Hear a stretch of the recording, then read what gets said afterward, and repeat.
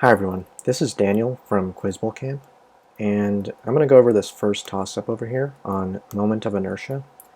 So, for those who may not already be familiar, moment of inertia is just it's the rotational equivalent of mass or inertia. And the way you can conceptually think about this is if some object has a lot of mass or a lot of inertia, it's going to be hard to move that object. It's going to take more force to move the object. And similarly, if an object has a high moment of inertia, then it's difficult to rotate that object. You need to apply a lot of force to rotate it. So specifically, moment of inertia, which is symbolized with I, is equal to mr squared. And so m is the mass of the object, and that makes sense. If an object has a lot of mass, it's going to be harder to rotate it. And you have this other term here, which is the radius of the object using the axis of rotation. So what that means is like, if we have, and you can see I've set up some stuff over here from looking at the toss-up earlier. But if you have some object and you're rotating around, like if you were to rotate this top, the axis of rotation would be this vertical line over here. And then the radius would be the distance from the edges of this circle to that vertical line. So that's all moment of inertia is. And you can see why this term is here, because if an object, is bigger, if it extends farther outwards away from the axis of rotation, it's going to be harder to rotate it. Okay, so let's go to the toss-up. When a rigid body is stretched parallel to its axis of rotation, this quantity is unchanged according to the stretch rule. Okay, so firstly, even if you don't know what this stuff is, what the stretch rule is, the fact that it has axis of rotation, I'm going to bold that because that's important. This already tells you that it's going to be some sort of rotational thing, so either angular acceleration, angular momentum.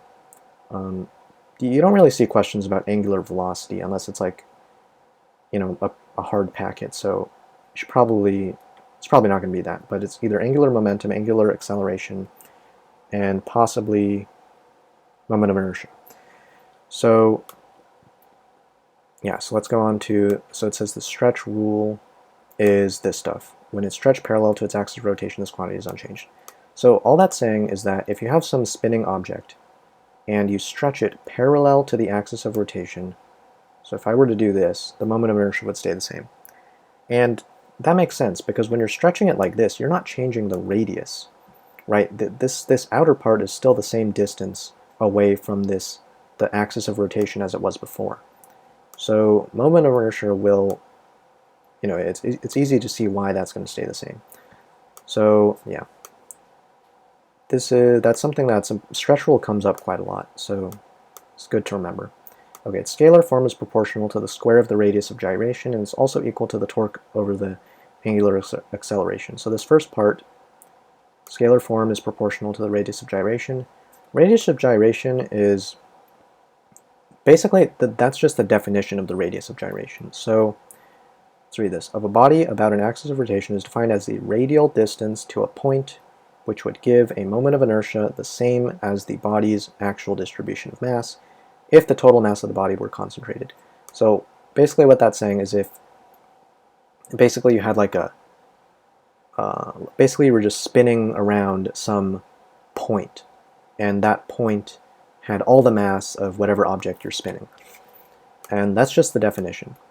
And so it's basically, it's self-explanatory why, if you know what radius of gyration is, you can immediately understand this. The scalar form is proportional to the square of the radius of gyration, and that's just because of this formula here. Radius of gyration is just the same as this radius, and so it's proportional to that. Okay, so I'll highlight this. It's also equal to torque over angular acceleration. Okay, so I said that this was the rotational equivalent of mass / inertia. So you may have seen the equation F equals ma before. The relationship between force, mass, and acceleration. Well, if you were to translate this into rotational quantities, Oh, I should have mentioned earlier. When I said that this axis of rotation tells you that it's some sort of rotational quantity, I forgot to mention that it could also be torque. So torque, angular momentum, angular acceleration, I said that one, but it doesn't really come up that much. Torque, angular momentum, and moment of inertia, those are the big ones.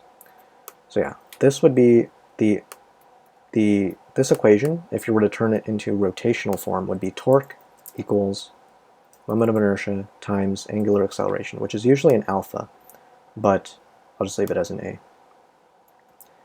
So that's all this clue is. Let me see.